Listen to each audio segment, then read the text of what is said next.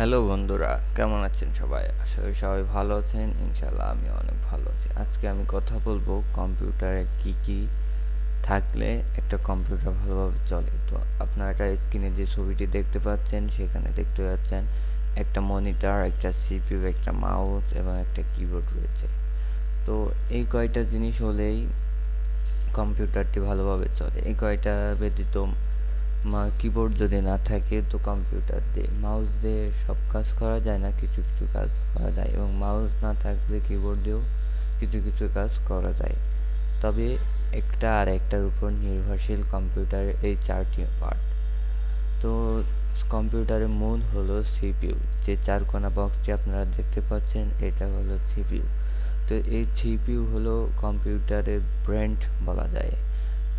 অনেকে বলে কম্পিউটারের শরীর। তো কম্পিউটারের এই সিপিইউ না হলে কম্পিউটার অচল। তো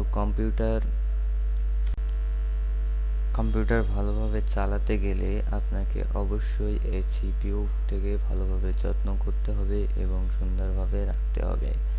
এবং মনিটর যেটা হলুদ রঙের দেখা যাচ্ছে এটা হলো কম্পিউটারে ফুল স্ক্রিন, মানে কম্পিউটার কি কি হচ্ছে, কম্পিউটার আপনি কি কি করবেন সবগুলো এখানে দেখা যায়।